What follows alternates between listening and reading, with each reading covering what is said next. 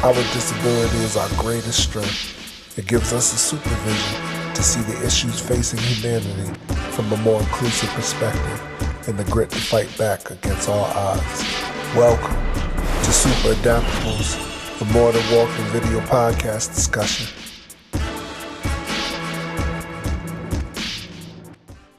Welcome, everyone, to Super Adaptables, the podcast where people of all abilities gather to discuss pressing issues that affect the disability community and their implications for the world at large. We are your host. I am Corey Pheez, C4 complete quadriplegic since 2005. And I'm Jonathan Sigworth, C7 complete quadriplegic since 2006, both of us hailing from the great state of Connecticut. We are recording this on Thursday, the 9th of January, 2025. And in a little bit, we'll be discussing with some amazing fellow super adaptables about social safety nets, catching the American dream. And before we do, I just want to let you know, as always, that Super Adaptables this year is made possible in part by a grant from the Christopher and Dana Reeve Foundation's National Paralysis Resource Center. The information provided and opinions expressed in these podcasts do not necessarily reflect the views of the Christopher and Dana Reeve Foundation.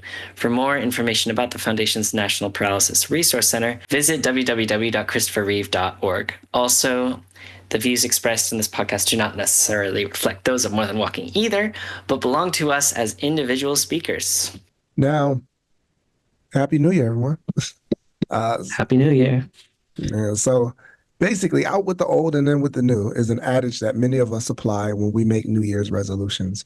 We promise to eat healthier, save money, and stop procrastinating. Whatever you resolve to do, the intent is to make necessary changes to improve your quality of life. And as we enter into the 90th year since the establishment of the Social Security Administration in August of 1935, America has the opportunity to look back at the status of its social safety nets, those government-run programs that assist the most vulnerable people, such as those with disabilities or low income, and make some much-needed New Year's resolutions to improve them and the opportunity for them to achieve the American dream. We want to welcome the other super adaptables with us today. And as we call on you, say hello, your name, where you're calling in from, your disability, and briefly, what's one New Year's resolution you made this year? John, how about you? My New Year's resolution, one of them, I made a big list. One of them was to share my thoughts more in a practical way with others. And part of that was to take our monthly podcast and make it a weekly one, so that we could really, take the things that we think about every day and put them out there into the world and try to make some change. So you guys are all part of that. So thank you so much. How about you, Corey? That is awesome. And I'm happy to be a part of that change as well. And because of that, it's really got me to want to advocate more. And so I hope in future endeavors this year to be a part of more advocacy teams and organizations. So that's what I'm looking forward to doing in 2025. Harley, how about yourself? Yeah, I'm Harley. I'm from Texas, and I'm a C7 and complete quadriplegic. I've been that way for 30 years. I don't do resolutions. Instead, I set short-term, mid-term, and long-term goals. And so for my short-term goal, it's to start studying more for my long-term goal.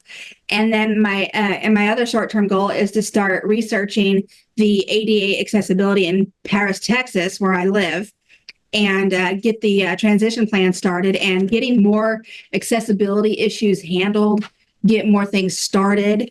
My midterm goal is to get grants written for my business and to see about getting a job position with the city to become an ADA liaison.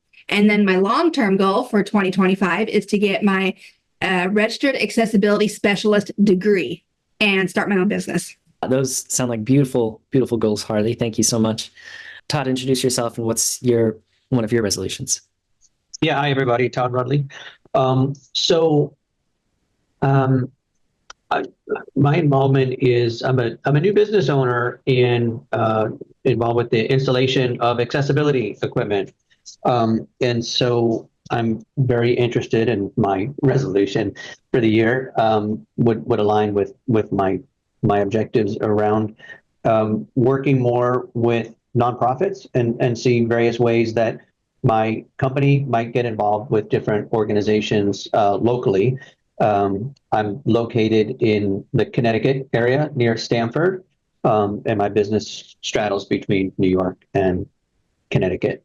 Yeah, that would be my involvement and resolutions in a nutshell.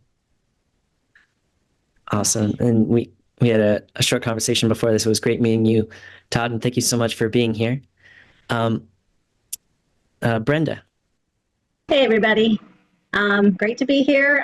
From Southern Illinois is where I'm living now.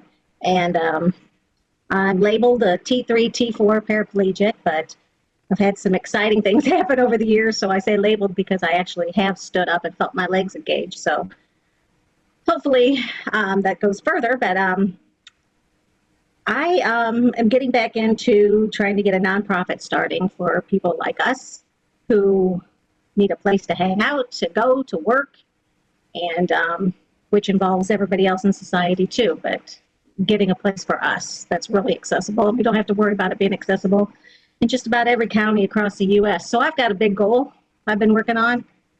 Blew a lot of good chances so far, so I got some things to make up for. I got pretty much scared because my unconsciousness decided to take over, I think. So I do a lot of studying on consciousness and trying to get rid of those limiting beliefs so I can make this happen. I'm Mark. I'm a C7 quad complete, coming up on my 40th year of being part of the club. I live in Columbia, South Carolina. I currently work part-time for a Center for Independent Living here in Columbia called ABLE SC. Wow, I don't usually do a lot of New Year's resolutions, but I strive to be a better employee, a better brother, a better son, a better boyfriend, a better friend, a better mentor to other folks in the Spinal Cord Injury Association here in Columbia, in South Carolina, and got a pretty good start on all that. So we'll see. I am Brandon Patterson. I am in Elbert, Colorado. I am 40 years old. I am a C6, C7 quadriplegic complete from a motor vehicle accident. And my New Year's resolution this year was not to make New Year's resolutions because I never follow through.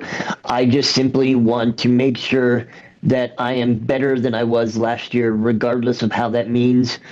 I just want to make sure, whether it's due to actions or just health-wise, whatever, I just want to be better than I was last year. Hi, my name is Luna. I'm currently in Washington and I've got a regression syndrome on top of other stuff. I think my New Year's resolution, I was actually kind of thinking about that yesterday, would be same as last year, and that is to speak up louder for myself, fear that less. If I need help, say so. Like, it's not a weakness to seek help. Sounds good. Sounds good. You know, I like everyone's New Year resolution is quite noble. You know, everybody wants to do some advocating and just bettering our community, which is cool. And I hope everybody has a very successful and prosperous year in that regard. All right, so we're going to just get right into question one. So I and John have been talking about social safety nets for quite some time, and the need for them couldn't be more greater than what we're experiencing in today's society, with both, you know, the natural disasters that's going on, to the situation down in New Orleans, to the hurricanes that happen in Florida and the Panhandle. So social safety nets are a global need. And according to the World Food Bank, an estimated 36% of the poorest people escaped extreme poverty because of social safety nets. What is your view on the importance of social safety nets? And have you benefited from any in particular programs? In my introduction, I don't have any of the type of disability of anybody else on this call. My limitations are of the mind. However, I do have, I have 3 kids. My middle son was diagnosed with autism spectrum disorder and definitely have benefited from He was nonverbal till he was about 4 years old, and now he's 23, and he's doing great, and he's virtually independent, I would say. And we got tremendous support for him. So in preschool from the county, they provide programs, and then in school, there's a combination of programs that help out. So just in terms of more, I would say the programs around that, right? Everything from speech therapists to occupational therapists that work with him, and then of course all the stuff we paid for out of pocket. But those programs are tremendously useful for the kids and parents. So that I'm a prime beneficiary on that front. No, that's really important to note that you don't need to be a person with a disability to need these programs, because your children might have a disability. And thank you so much for sharing your experience on that front. And these can be lifelong needs. These can be temporary needs. When Corey and I were talking about this, a lot of these programs began, or the phrase rather, the American dream came out of the Great Depression. And the original meaning was not to have a home and, with a green lawn and a car and 2.5 kids and a dog or what have you. It was, to be able to live in a community and achieve your aspirations and your potential, no matter where you started and no matter what happens, no matter your circumstances. And a really kind of idealistic, noble goal out of a very dark time for many people here in the States. So that's kind of the background to this whole discussion. So would love to hear your thoughts next, Harley. Social safety nets are, the core of any good community, I believe. And I believe wholeheartedly that social safety nets are there for everybody, people with disabilities and able-bodied. For me, I'm grateful for the safety net that I discovered. Shortly after my accident, I was introduced to the Committee for Persons with Disabilities. And then I was introduced to the Independent Living Centers. And then going to the state of Washington, I discovered a spinal cord injury support group, actually a network. And so over the course of 30 years, I see the vitality of, needing a social network. And like I said, not just for persons with disabilities, but the resources that are out there for people in general, DSHS, Social Security, any nonprofit, the United Way, they're all there and they're all wonderful and they can be so helpful. The YMCA, the YWCA, great for children. And so I am so grateful for the safety networks that I've come across. And that's why I'm grateful to be a part of be an ADA advocate, an accessibility advocate down here in Paris, because this is something this tiny town has never had.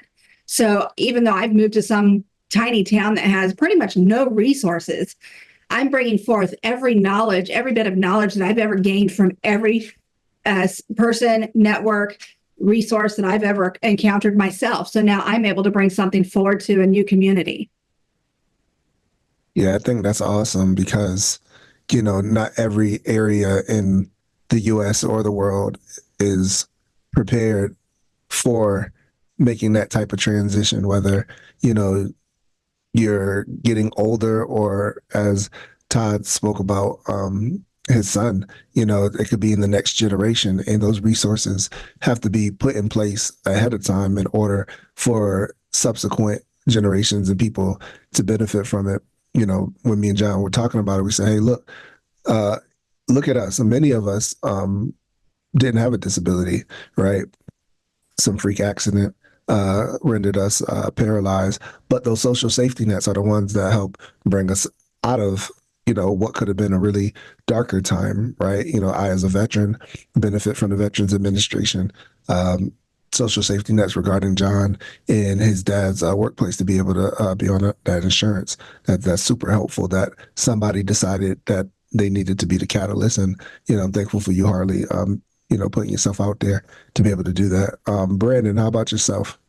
Nobody has a safety net, in my opinion, set aside for a spinal injury because it is ridiculous what happens after you are injured, in my opinion. There's just, I mean, luckily, Colorado has an amazing Medicaid program and everything like that because with my work history, I did a lot of under the table jobs pretty much my whole life. That was just kind of my thing. So I did not have enough for actual Social Security. I had to be put on special disability and things like that because I didn't have the work credits for regular disability. So I have benefited way more than I probably ought to have with social safety, like the safety nets that are in place already. So that was good.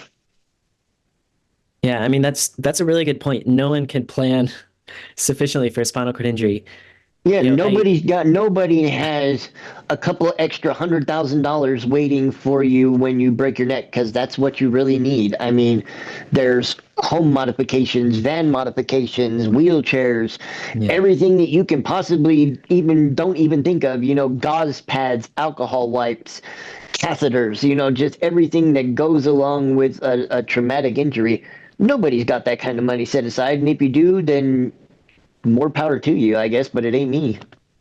Well, and it's interesting because, if you're not part of the disabled community and you think of Social Security or you think of catheters, you think of only the elderly, like incontinence. Oh, that's just an elderly problem.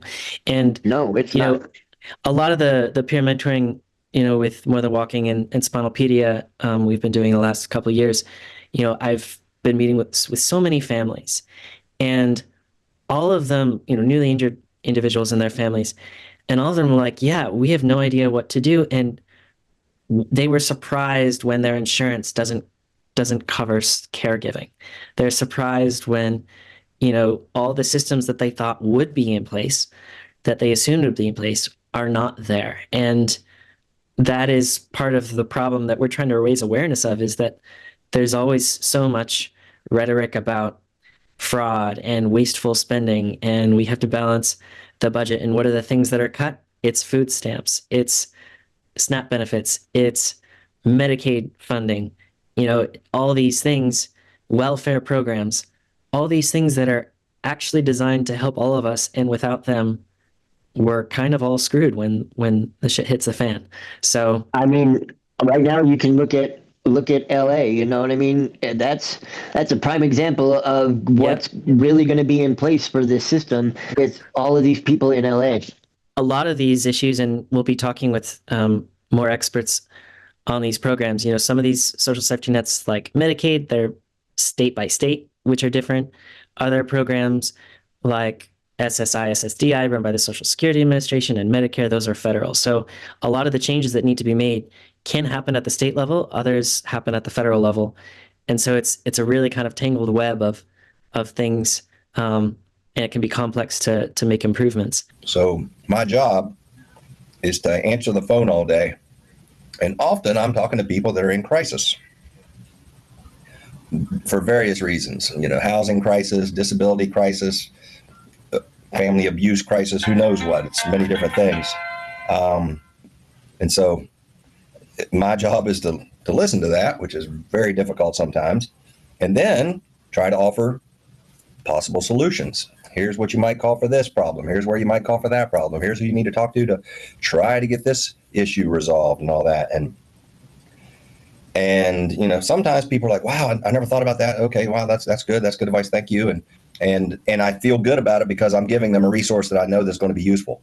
Other times, way too often, their situation is so beyond, or I'm giving them a resource that I know is going to be worth nothing because that's the only resource I got. And sometimes I'll tell them that, depending on how many people are around my cube at the time, because I've been reprimanded about being too honest with people sometimes, but I feel it's better to be honest with people than to promise them something that's not going to work. But the social safety net in South Carolina has got holes in it the size of whales. So, it's certainly not perfect. But some things are useful. Some things do pan out. Some things are useful, and it's super important. I've been hugely benefited. You know, the vocational rehabilitation program that I went through when I was, first hurt in another state where I grew up, helped pay for my college and paid for my attendant while I was in college, my PCA at college, paid for my books, paid for my room and board. It was huge, hugely important to me. And I took it real seriously, and I really worked hard at school. Had a lot of fun too, but I also worked hard at school to not to fritter that away. And I remember there was this one guy.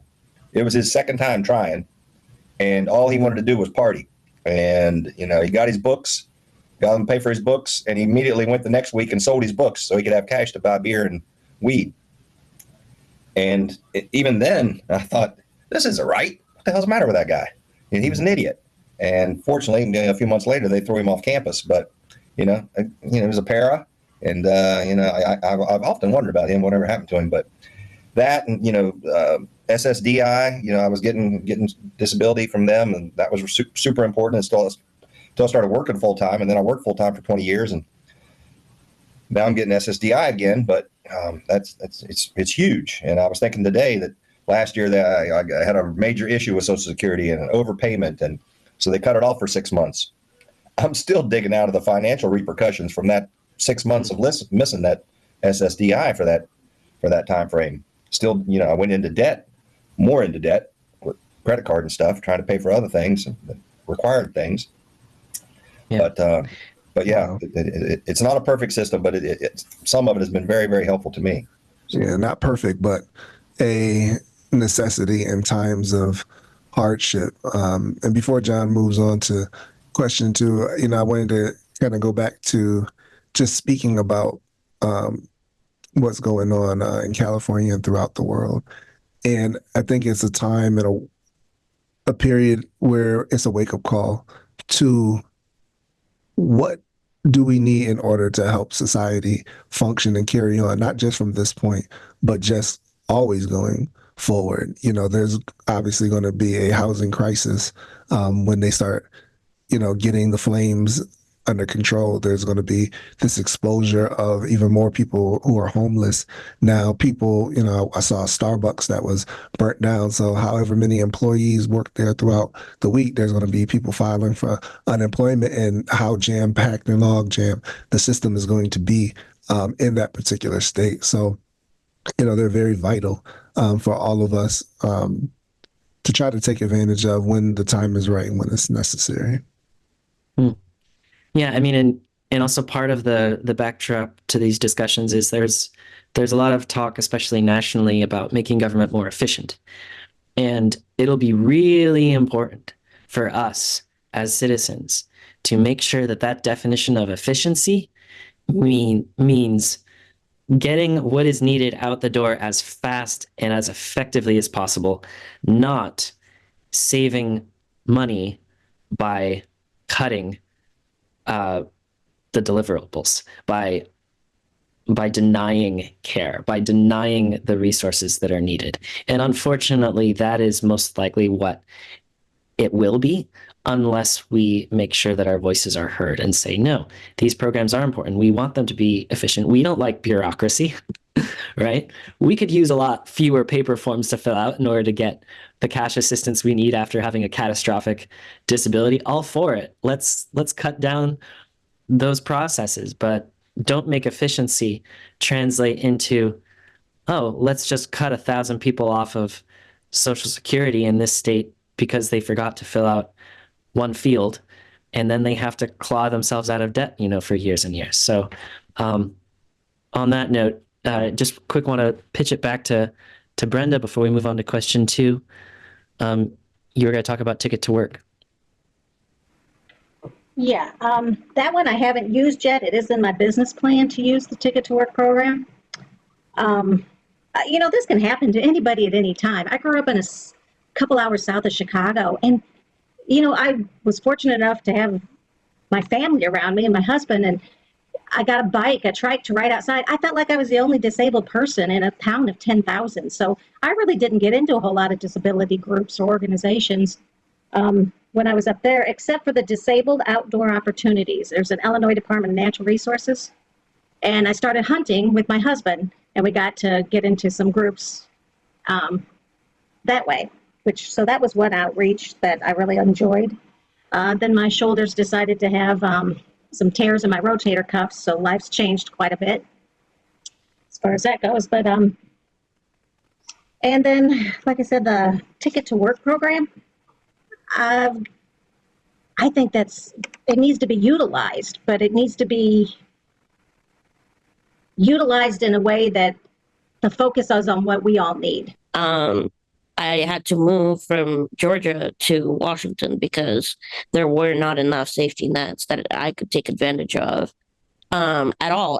And I was homeless. I am homeless still. I'm still trying to figure out where to permanently reside. So I moved to Washington and currently crashing with someone. But it's been very hard. Medicaid has been one of the biggest things that I have taken advantage of for sure. I mean, dialysis has been free, and it's going to continue to be free, since October. So, and disability, well, that's problematic. But What was yeah. Can you briefly say what were some of the big things missing in Georgia that you found were available to you in Washington? Was it just the housing issue?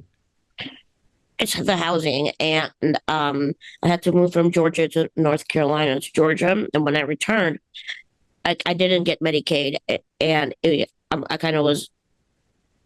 I immediately applied after coming, and 3 months later, I still don't have Medicaid. I came here to Washington, 2 weeks, I have Medicaid. Just So stuff the wait periods and everything, just moving a state means you don't have access to the insurance to cover dialysis and other things, right? And because I've been in the hospital basically nonstop since October too, I haven't had the opportunity to try and get my chair fixed / replaced because it's still that same chair. So I'm curious how that will go. But to me, that's kind of a safety net because if you can't repair your wheelchair immediately in certain situations, then yeah, you're kind of screwed. Absolutely. And that's something that we're trying to push in Connecticut and in other states as well to improve that process. They're going to move on to question 2, and we just have about 15 minutes, so we're going to try to keep it tight here. But living with a disability or having to take care of someone with a disability is not easy, obviously. Whichever side of the coin you are on, your cost of living will increase.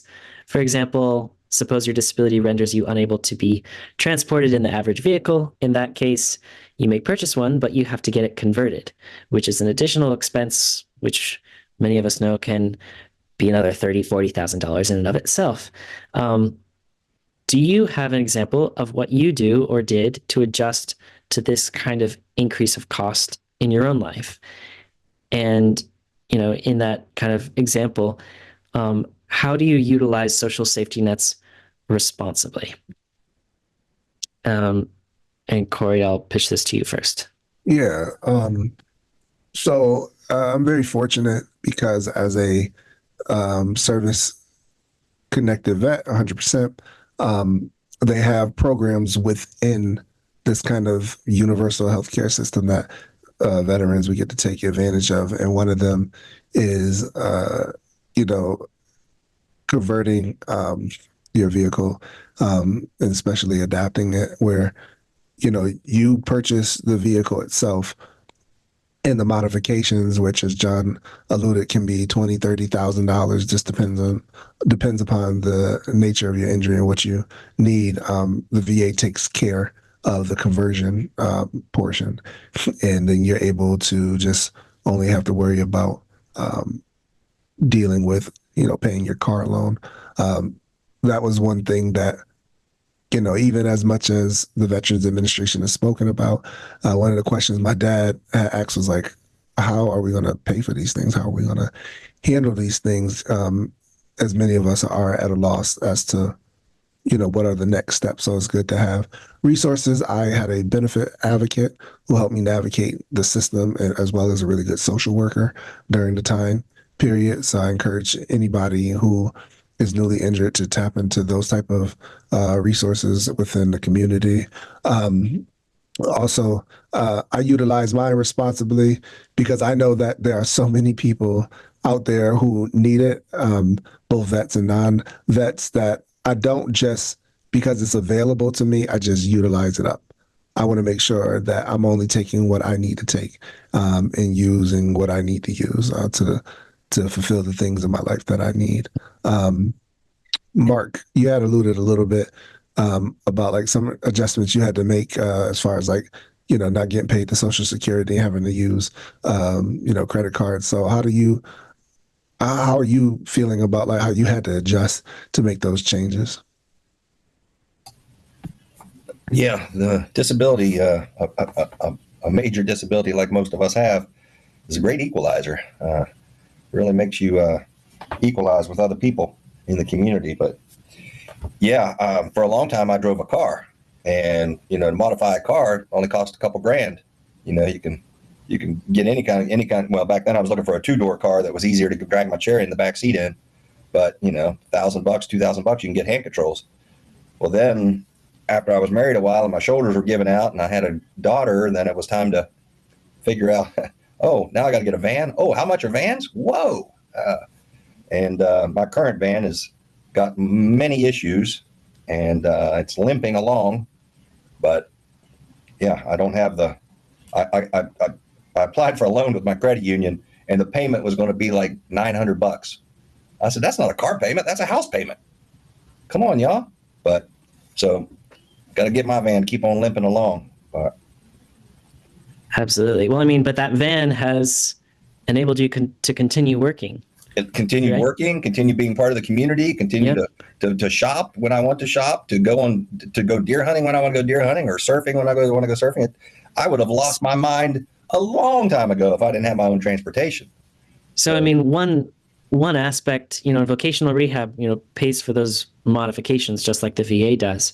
And I greatly benefited from that. That allowed me, to go to college. Right. And vocational rehab helped pay for, some assistive technology, some caregiving, I believe a standing frame as well, a standing wheelchair. I got a lot of things from it. And, on this idea of using these resources responsibly, some people come from, before their injury, I want to be as independent as possible. I don't want to rely on the government. I'm going to be completely independent and self-sufficient. When you take that perspective into living with a disability and say, I'm not going to apply for Social Security, I'm not going to apply for these programs, I don't believe in relying on the government. I'm going to, do everything on my own. It is actually detrimental not only to you, but to the whole system, because without taking advantage of these programs to their fullest potential, it's holding you back. It's holding you back from being able to contribute to your own life goals, to your community, to your family. And, people don't know this, but when you're enrolled in vocational rehab, you do not need to be shy about asking for things you need. The more you ask for what you need, the more they're able to fund things for you, and they are reimbursed by the federal government. Right. And you are paying into, every neighbor of yours, every family member of yours who's paying taxes, they're paying into this system so that this can work the way it does. So there's no shame. And part of that, responsibility is, as Luna said, asking for what you need, Todd, so your experience with your son, how did you meet those extra expenses? And what's your view on utilizing these programs responsibly? So, I mean, the first thing that comes up is just the staggering cost of therapies and, that kind of thing, that I think is shocking to anybody that hasn't experienced it. So, that's, the first and absolute thing that came up, puts a tremendous strain on the family. It limits everything else. I had other kids, of what you could do. The point you made is really an interesting one. I think first you need to be aware of what's out there, and it takes a lot of advocacy. So, my ex-wife spent an enormous amount of time and energy in just figuring out how to navigate that system, how to advocate for on behalf of our son, and and that kind of thing. So before you can be a responsible user, you need to be a user. So that's I think a huge piece in the patchwork of programs that might be available at local, state, county, or other level that might be available. So and then to be a responsible user, I don't know. I think others may have a better perspective on that than me. But it was just, hey, this is where we're at, and just laying out the story, and definitely ask, and going beyond asking, going to advocate for your own cause and not being shy about it, because I think you have to elbow your way in, and I think you have to make friends in the system. And for better or worse, everything is like kind of as objective as everything is also subjective. There's some caseworker, there's some case manager, there's somebody who's either pushing the paper along or sitting on the paper. And it's helpful to have an advocate, and that was my biggest takeaway from those experiences. Awesome. Harley. I want to thank you guys for talking about the what is it, Ticket to Work program. I've heard it in passing a few years ago, but never looked into it. I'm so busy with life that I just, okay, I'll get to it, and then forgot. And then resolution, no procrastinating. Well, yeah, that's why I'm thankful, because now I can have something to look into tomorrow, and they might be able to help me get some of the costs. They might help me with some of the costs of getting my degree and all that. So that might help me out financially. Oh, so the vocational rehab helps with that. The Ticket to Work program helps you transition off of SSDI. They give you like a 9 trial month period, so that you don't have to have a hard cutoff from those benefits when you decide to start working. That's good, because being self-employed, a lot of money goes in and nothing comes out in the beginning. The other thing is, I've been in a wheelchair 30 years, never had a license. Never had a license before the accident either. So there's 2.5 years of driving without a license. But I've really wanted to get a wheelchair accessible van. It's just they're so expensive.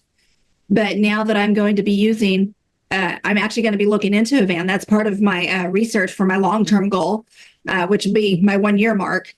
And that's part of the goal, is to look into, can I get one? Because it will be solely a work vehicle.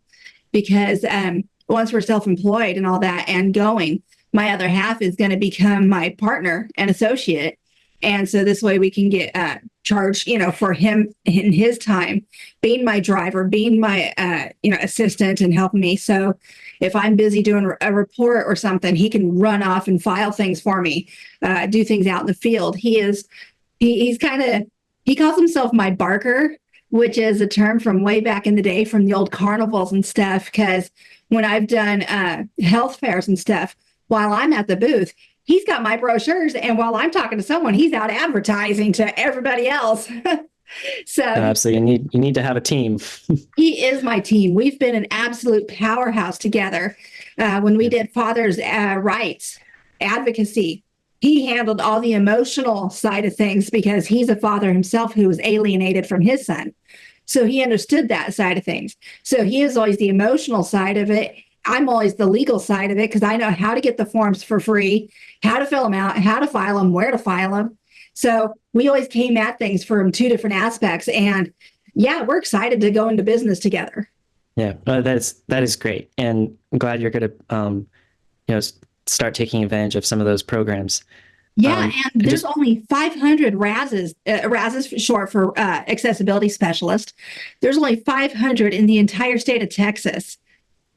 And it can take up to 6 months to get a response if you're trying to build something. Because if you're doing anything commercial, you have to have a RAS to make sure your building is accessible. And so you could wait up to 6 months to hear back from them, because there's so few of us in the state. Yeah, and I think that's a good point. And just so that we can stick to the time, to skip to the last question, Oh, yes. which is, of the programs that we have experience with, what would you recommend to help them make them more efficient and effective? It's really, I think this is the really key point is, we all in one way or another have experience with these programs. What is missing? What is the need? What is the outcome that we are demanding and asking that, look, if you need to change the bureaucratic mechanism, go ahead, but this is what the outcome needs to look like.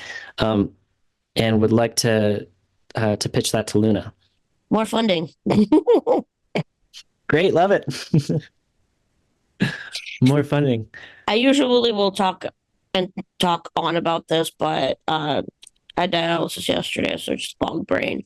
Anyway, but yeah, no, more funding and people who maybe have actually someone who's disabled in their life, so they kind of understand how important these things are. And I just feel like a lot of people who are working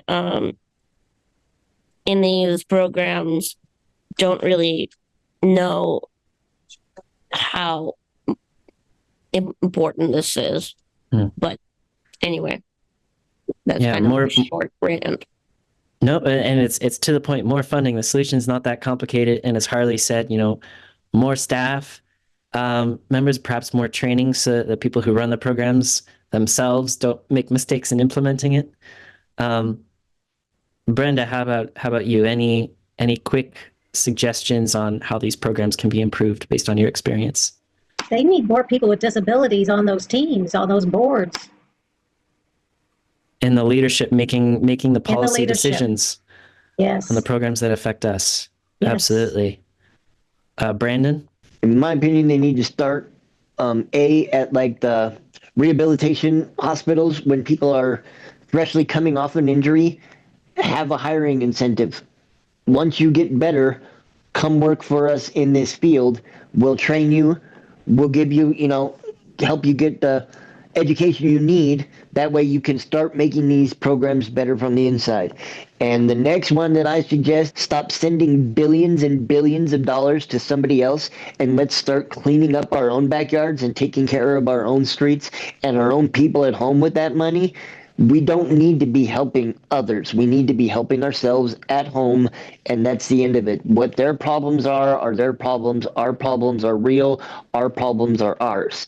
And that's my suggestion. There's how you get your funding right there. There's billions and billions of dollars that are left at home. All right, I'm done.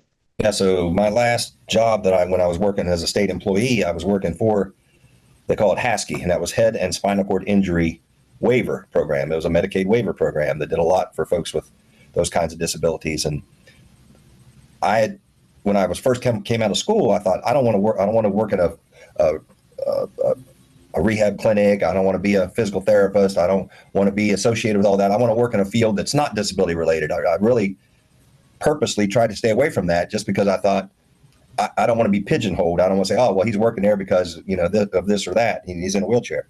And so I did that for 15 years, but then this opportunity came up and I knew the person that ran the program, and I'd worked for that agency in a different capacity before that. And she came to me and took me out to lunch and she said, hey, I really want you to work in this and to do this. And she told me more about it. I was like, hey, sounds great. It was a promotion. It was more money. And it made a difference to her. She did not have a disability, but her son did, but not a head or spinal cord injury. But it made a difference to her that somebody with a spinal cord injury was working in that program and was going to be helping administer that program statewide. And once I started that, I loved it. It was great. And it did make a lot of difference to newly injured and even, in the staff and all that. When I could tell them, hey, I've been doing this a few years. I know a little bit about this situation. So that was huge. But for all programs, I think there should be a threshold. We're going to give you this much money. And if you make this much progress in this amount of years, then you'll qualify for this much money.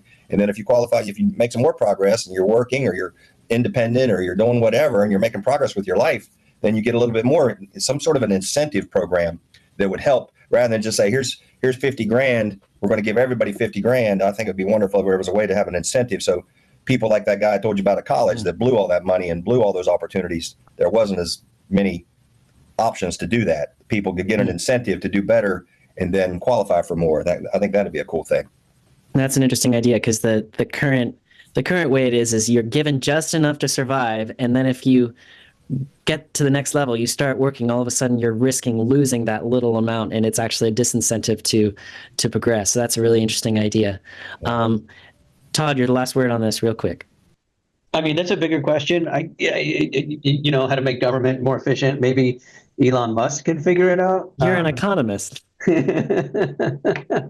Well, it's incentive based. Unfortunately, incentives don't kind of work, right? And it's like, how do you pay money to spend less money? Like, the measure of the society is, how do you take care of people that need the care, essentially. So I think it's more of a moral question than an economic question. And then I don't have any, I haven't looked at the issue. I don't have any, I don't think any meaningful insight on how to make the delivery system work better.